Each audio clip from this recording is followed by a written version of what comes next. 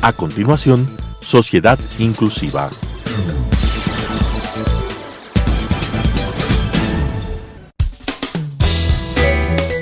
Clasificación A. Apto para todo público.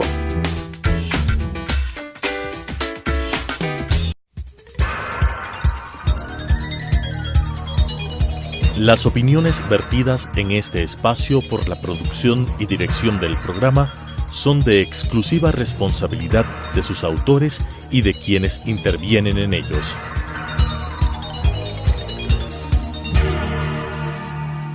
Telesucesos Canal 29 UHF presenta Sociedad Inclusiva, generando entornos accesibles para todas las personas a través de consejos, casos reales y herramientas que nos permitan eliminar las barreras en la sociedad y nos ayuden a desarrollar la salud emocional en nuestra comunidad, con la conducción de Gabriela Villagómez. Sociedad Inclusiva. Bienvenidos a nuestro programa Sociedad Inclusiva. Hoy nos acompaña Rosángela Dum, asesora del señor presidente de la República del Ecuador. Rosángela, bienvenida. Gracias. Sabemos que ha trabajado con el señor presidente desde Manuel Espejo, desde que se formó Manuel Espejo en la vicepresidencia, y después estuvo colaborando en todo el tema de Naciones Unidas para las personas con discapacidad. ¿Por qué no nos cuenta un poquito sobre eso? El señor secretario general de entonces de Naciones Unidas, Ban Ki-moon, visitó el Ecuador, conoció el proyecto Manuel Espejo y entonces la misión, más que proyecto, porque realmente fue una misión solidaria, y decidió por primera vez en la historia de Naciones Unidas que él tendría un enviado especial, un delegado personal al mundo para el tema de discapacidad y accesibilidad, y entonces lo nombró al licenciado Lenin Moreno su enviado especial. El licenciado Moreno pasó a radicar en Ginebra porque ahí se maneja todo el tema de derechos humanos y desde ahí pues ejerció esta enviaduría especial, una especie de embajador para el mundo de las personas con discapacidad para tratar el tema de accesibilidad. Y pues ahí tuve la oportunidad de colaborar con él desde la misión del Ecuador ante Naciones Unidas. Y cuéntenos un poco esta experiencia. ¿Cuál es el papel de Naciones Unidas en todo el tema de discapacidades, de accesibilidad? Es importantísimo, porque Naciones Unidas, como el conjunto de Estados parte, logró crear esta Convención de las Naciones Unidas sobre los derechos de las personas con discapacidad. La convención viene a ser la bitácora, la ruta de navegación por la que debe ir todo país, toda nación, todo estado, todo conjunto de estados, porque hay organismos regionales que son signatarios, si quieren una sociedad justa, una sociedad inclusiva. Y entonces, ¿qué es lo que tiene que hacer un país? Firmar la convención, ratificar la convención, y esta convención le va a enseñar cómo promover los derechos de las personas con discapacidad, cómo proteger esos derechos y cómo hacer accesible la sociedad y los derechos a las personas con discapacidad. Realmente la labor más fuerte que desempeñó el licenciado Moreno, el enviado especial de entonces, fue promover que los distintos estados parte firmaran la convención y sobre todo la ratificaran. Ahora son, hasta el día de ayer, 175 estados que han ratificado, firmado y ratificado la convención. ¿Qué quiere decir? Que cada gobierno se obliga a respetar, a promover, a proteger esos derechos. No todos los estados les gusta hacer eso. Algunos dicen que es muy caro, y a pesar de que podrían tener toda la asesoría que quisieran de todos los países. De hecho, Ecuador ha asesorado mucho gracias a la misión Manuel Espejo y a que tenemos una ley orgánica de discapacidades, también promovida por el entonces vicepresidente, licenciado Moreno. Con esto, ¿por qué es tan importante la convención? Primero, es la primera convención del siglo XXI, que se firma además con tanta unanimidad, si cabe el término, el día de su promulgación, que fue el 13 de diciembre del 2006. Estamos ya a 11 años de la convención, que también tiene un protocolo facultativo. ¿Qué es lo que sucede? Que por primera vez en Naciones Unidas, las organizaciones no gubernamentales, los estados parte, es decir, los gobiernos, las federaciones, las personas con discapacidad, participaron en la discusión, en la elaboración de la convención. Y obviamente cuando un grupo tradicionalmente excluido forma parte de su futuro, no es objeto, sino sujeto de una ley, entonces esta convención sale pues bendecida desde el inicio, porque quien está sufriendo el problema, la exclusión, la marginación, sabe qué necesita y sabe cómo se pueden cumplir sus derechos.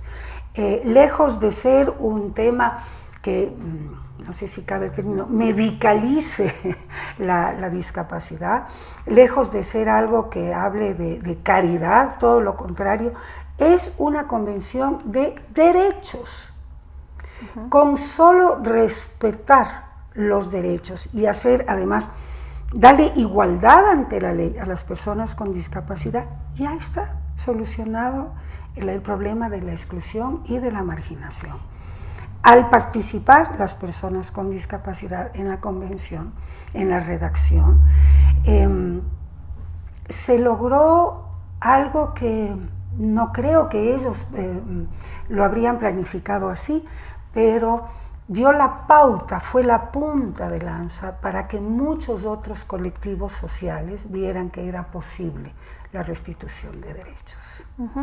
Ahora, puesto esto en papel, o sea, ya están puestos los derechos, está formada la convención, ¿cómo garantizan que se cumplen estos derechos? Cuando un Estado firma y ratifica a través de su Congreso, Asamblea, como tenga organizado su gobierno, eso es vinculante. Y entonces tiene que crear leyes, por ejemplo, nosotros tenemos la Ley Orgánica de las Discapacidades y además su propio reglamento. Hay una serie, yo por eso decía, es una carta de navegación, porque a través de la convención aprendemos cómo hacer que el acceso a la educación sea real y que la educación sea inclusiva. Cómo es la inclusión laboral, no la inserción laboral, eso ya lo han tratado ustedes aquí. Cómo equiparar oportunidades, ¿no? Cómo ser iguales ante la ley. Y hay una serie de pronunciamientos y de perfeccionamientos, pero dependiendo de la realidad de cada país. La convención permite una gran creatividad de la realidad de cada país y de cómo está manejando sus consejos de discapacidades o sus federaciones de personas con discapacidad. Hay una serie de discusiones apasionantes sobre el tema jurídico. Por ejemplo, gracias a la convención surgió todo un tema de lo que se llama la intersectorialidad. Es el caso de las mujeres. Por ejemplo, una persona por nacer mujer ya tiene una predisposición lastimosamente a la violencia, porque la violencia de género sabemos que es muy dura. Si además de ser mujer es niña y adolescente, peor. Si además es indígena, seguimos añadiendo dolores a su vida. Pero si además tiene discapacidad, realmente el futuro que le espera a esta persona es tremendamente doloroso, ¿no? Eso es lo que previene enfoca la convención. Ahora, ¿qué es lo que sucede? Que cuando se ven temas, por ejemplo, económicos, claro que se necesita una inversión del Estado fuerte en el tema, pero es mucho más costoso la rehabilitación posterior que la prevención oportuna de algunas discapacidades, por ejemplo con el tamizaje neonatal, y la inclusión oportuna en educación, en sociedad, en cultura, en deportes. Es mucho más barato, entre comillas, si cabe. ¿Quién está encargado de regularizar todo esto aquí en el Ecuador? Bueno, nosotros tenemos el Consejo Nacional de Igualdad o de la Discapacidad, pero ya tenemos la ley. ya una vez que hemos tenido la ley. Algo que es muy lindo y que es un orgullo para el Ecuador. Para que una ley entre en para que una convención entre en vigencia se necesitan 20 estados firmantes. Ecuador fue el estado número 20. Fue gracias a Ecuador que entró en vigor, como se dice, la convención. Y es muy es enorgullecedor realmente para el país que la labor que se hizo desde la vicepresidencia, luego desde la enviaduría especial y ahora desde el mismo gobierno, hizo que se contagiaran los estados hermanos, los gobiernos hermanos. Todos los países de Latinoamérica han firmado y han ratificado la convención y el protocolo facultativo. Somos ejemplo para el mundo en el tema de discapacidad. Ahora, yendo al tema un poco más personal, ¿cómo se siente trabajar para una persona con discapacidad? A mí me cambió la vida. Realmente es una lección diaria, ¿no? ¿Por qué? Porque, en primer lugar, y ahí soy un poquito egoísta, pero personalmente uno cree que uno merece estar bien, estar sin ninguna discapacidad y que todo nos es dado. Pero cuando vemos que una persona con discapacidad se esfuerza mucho más que uno, que tiene mucho más alegría de vivir, que supera los problemas, parecería que no existen para ellos, es sorprendente. Y entonces uno empieza a pensar que uno no está bien en el mundo, primero. Luego, la inclusión debería ser no una palabra, no una metodología de trabajo, no una política, debería ser un estilo de vida, un modo de vida. Ser incluyente significa reconocer que el otro existe y que yo también soy un otro o una distinta para los demás, y que esta diversidad a la que nos pide el presidente abrazar, respetar, celebrar la diversidad, es lo que nos enriquece. Hay una anécdota maravillosa en España, y es una escuela inclusiva que en su cuarto nivel de educación básica tenía niños sordos. Y entonces los directivos de la escuela decidieron que en lugar de oralizar a los niños, que es lo que no se debe hacer, sus compañeros aprendan lengua de señas.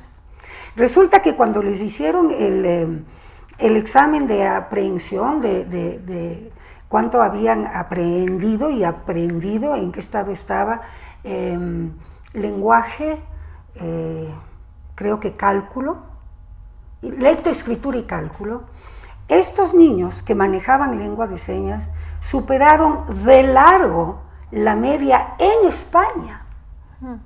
¿Por qué? Porque la lengua de señas es otro idioma. Así es. Entonces, si usted le dice a alguien, los niños de cuarto de básica hablan todos perfectamente bien el francés, usted va a aplaudir. Pero si les decimos todos manejan muy bien lengua de señas, la gente no entiende. Mire cómo nos puede ayudar y enriquecer mutuamente una actitud de inclusión. Y entonces no solo es inclusión de las personas con discapacidad, es inclusión de los adultos mayores, es inclusión de los niños y jóvenes. Somos adultocentristas, somos etnocentristas, somos racistas, somos xenófobos, y todo eso podríamos eliminarlo siendo inclusivos, incluyendo en la vida diaria, en casa. Tiene que empezar en la casa, la inclusión. Sí, señor. ¿Cómo podemos sensibilizar a las familias? Es fundamental que entendamos que somos diversos, que el otro existe y que el otro merece el mismo respeto que yo quiero que me tengan a mí. Que no podemos excluir y hacer excepciones de nadie por ningún motivo. Nada, absolutamente nada justifica una exclusión. Ya entendemos que no debemos ser racistas. Ya entendemos que no debemos maltratar a la gente. ¿Por qué no entendemos que las capacidades también son una razón de inclusión y que jamás deberían ser de exclusión? Ahora nos parece alarmante que en algún momento se haya definido si es que el indígena tenía alma. Hubo un momento en que se pensaba que la mujer no tenía alma. Estamos hablando de hace siglos. Es igual de criminal pensar que una persona con discapacidad o porque tiene una discapacidad es no solo diferente, sino menor a nosotros. Mire, cuando, por ejemplo, a las personas con trastorno del espectro autista, ¿no es cierto? Ahora, se les está analizando no sobre lo que no tienen, sino sobre las capacidades que sí tienen.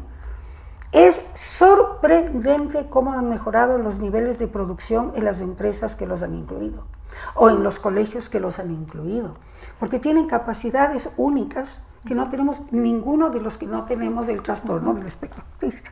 Es decir, que la inclusión parte de la potenciación de las capacidades de las personas. Es decir, reconocer que mucho más es lo que nos une que lo que nos separa.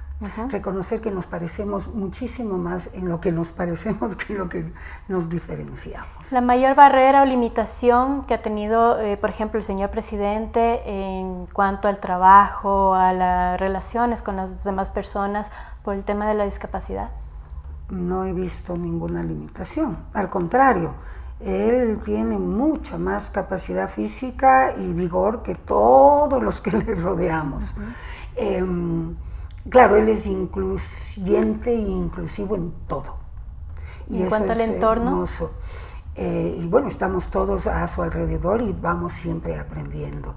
La inclusión, no es exagerado lo que voy a decir. Para mí personalmente, la inclusión es el nombre técnico y científico de lo que aprendimos que era el amor al prójimo. El señor presidente, cuando era vicepresidente, me decía que él mira a la gente en la calle y él decide amar a quien está pasando, porque el amor es una decisión. Y entonces cambia todo, inclusive la respuesta de la persona que nos ve amarla, porque uno sonríe a la persona a la que está amando, ¿no? La inclusión va por ahí, ¿no? De entender que el prójimo es prójimo. Entonces, ¿por qué dentro de la familia? Porque ¿qué más próximo que la persona con quien duermo, que es mi cónyuge, las personas con quien comparto todo, que son mis hijos o mis padres, inclusive si es que tengo la suerte de tener servicio doméstico, personas que nos ayuden, todo eso forma parte de la familia. ¿Cómo podemos cambiar esta mentalidad que ahora tienen bastantes ecuatorianos, porque hablando de acá del Ecuador, de que el colegio es quien tiene que enseñar estas pautas a los niños más que en la casa, porque ahora los niños pasan más probablemente en la escuela con sus maestros, sus compañeros, que en su propia casa? Los padres muchas veces estamos muy ausentes. Entonces, ¿cómo podemos cambiar esto para que los niños tengan este acercamiento más en casa, empiece desde ahí y poder también ya en las escuelas fomentar todo el tema de accesibilidad e inclusión? Yo creo que esto parte de una mala influencia de que el tiempo es oro, de que yo valgo por lo que tengo y no por lo que soy. Muchos padres deciden que tienen que tener más ingresos, respeto, pero no comparto, y entonces van a trabajar papá y mamá y priorizan el trabajo en lugar de priorizar la vida del hogar. Siendo dura, yo diría entonces, ¿para qué tienen hijos? Si es que lo único que van a hacer es tener ingresos. Los hijos no necesitan dinero, los hijos necesitan cariño, los hijos necesitan protección, los hijos necesitan presencia de los padres. Y no creo que solo sea presencia cualitativa, necesitan una presencia cuantitativa. Nosotros seguimos siendo mamíferos. Y los primates, vean ustedes cómo esas chimpancés siempre están con el hijito al lado durante mucho tiempo, porque el contacto corporal es fundamental. ¿Qué es lo que tenemos que hacer? Es fortalecer la vida familiar, tener políticas hacia la vida de familia. Por ejemplo, mejores y mayores parques para recreación deportiva, recreación de los niños, vida con las mascotas, etc. Todo aquello que favorezca la vida de familia. Yo personalmente no estoy para nada de acuerdo en que se premie las horas extras y que se pague las horas extras. Está mal. Tiene que organizarse bien el trabajo para que se cumplan las horas reglamentarias, porque el resto de tiempo tenemos que pasar en familia. Nosotros necesitamos para el futuro que los futuros presidentes, ministros, gerentes de este país sean personas seguras de sí mismas. Y la seguridad de sí mismo solo nos da papá y mamá. No nos da la escuela, no nos da el colegio ni la universidad, ni todos los psicólogos del mundo. Eso nos da solo papá y mamá. Nosotros venimos al mundo con la necesidad de amor y de aprobación. Si una de esas dos nos falta, no vamos a ser generaciones propositivas, proactivas y productivas. Entonces hay que fortalecer la vida de familia, hay que creer en los jóvenes. En eso el presidente tiene, y ustedes le habrán escuchado, ¿no? Tanto la familia como los jóvenes forman parte de una de las grandes preocupaciones del señor presidente. Se les está dando muchos incentivos, inclusive créditos para que ellos, económicos, para que ellos puedan desarrollar sus capacidades de invención, de investigación, de creatividad. Emprendimientos de los jóvenes. Lo decía hace un rato, hay una discriminación hacia los jóvenes, que es muy grave, pero que nosotros en este gobierno no la tenemos. Ahora, sabemos que en todo el trabajo de toda una vida, están justamente impulsando en las comunidades para el tema de emprendimientos, para que la misma comunidad salga todo el tema de emprendimientos y no tengan que salir de alrededor de su lugar de vivienda a buscar trabajo lejos. ¿Cómo nos va con este proyecto? Bien, estupendamente bien. El otro día comprobaba el señor presidente y lo dijo cuando lanzó la minga agropecuaria, creo. Imagínense que los créditos que se han entregado a las pequeñas y medianas empresas, a los pequeños emprendimientos de economía popular y solidaria, quiero decir a personas de escasos recursos, apenas el 4% tenían problemas de pago. Es gente puntual, honesta, comprometida, trabajadora. Y el presidente decía, ya ven, yo lo dije, nosotros somos un pueblo honesto y trabajador. Lo que hay es que escucharles, dialogar con ellos, ver qué es lo que necesita y ahí está. Entonces nos va muy bien, cada vez se entregan más créditos, cada vez hay más emprendimientos. Ha habido una gran aceptación y un gran apoyo a que no obliguemos a los jóvenes a dejar el campo, sino que eso de volver la mirada al campo que dice el presidente es tratar de que ellos se queden en el campo si lo quieren hacer, obviamente creando institutos tecnológicos también para el campo, agropecuarios, de una formación agropecuaria. Vuelvo al tema, la familia y la comunidad es muy importante. Entonces, el plan Toda una Vida, por ejemplo, la señora Rocío González de Moreno decía y dice algo que es muy cierto, no se trata de construir casas solamente, se trata de construir comunidad. Que las personas, que por lo general son mujeres, o casi todas son mujeres jefas de hogar a quienes se les va a entregar las casas para personas de escasos recursos, creen una comunidad entre ellas, una comunidad de intereses, una comunidad donde sus hijos crezcan con seguridad, crezcan sanos y felices, porque los niños vienen al mundo para ser felices, ¿no es cierto? Y entonces entre ellas pueden hacer microemprendimientos también.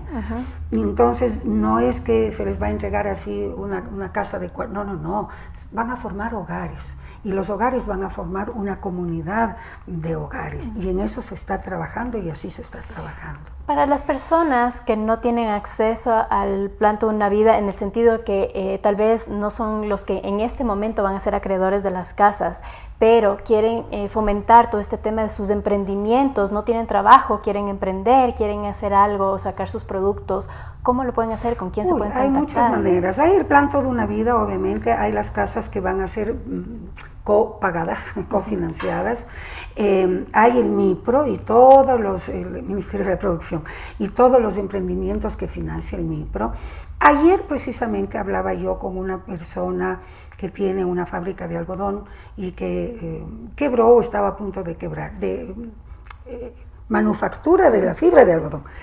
Se fue al MIPRO, les explicó lo que necesitaba Fueron, visitaron su fábrica, le explicaron cómo tenía que hacer, le asesoraron y se fue al Banco del Estado y ya le dieron su crédito.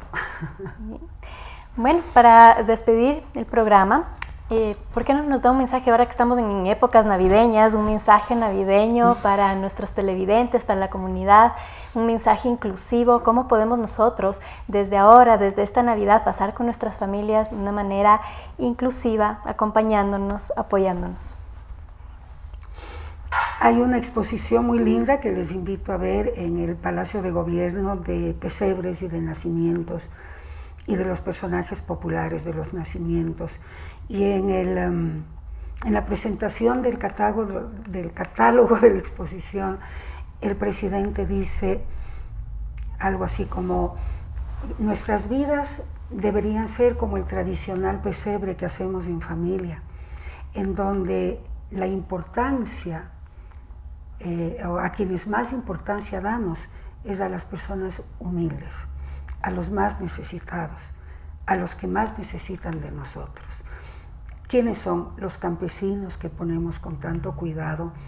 Ese niño que nació humilde, como dice él, pero que nos enseñó a amar. ¿Cómo ponemos tanto cuidado en que todos esos que eran los más necesitados y a quienes se les anunció la buena nueva, a ellos les ponemos ese interés cuando hacemos el pesebre? Así debería ser nuestra vida, dice el presidente. Démosle siempre mayor atención a quienes más nos necesitan. Todos tenemos a alguien que más necesita de nosotros.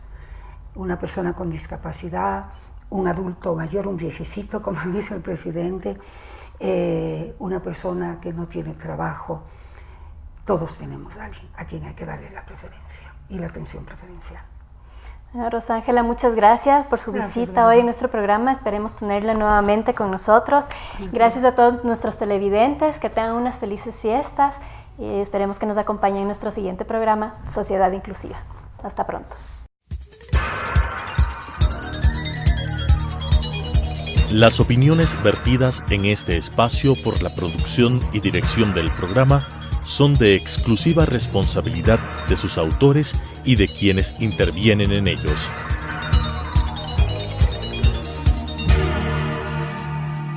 Telesucesos Canal 29 UHF presentó Sociedad Inclusiva, generando entornos accesibles para todas las personas a través de consejos, casos reales y herramientas que nos permitan eliminar las barreras en la sociedad y nos ayuden a desarrollar la salud emocional en nuestra comunidad, con la conducción de Gabriela Villagómez. Sociedad Inclusiva.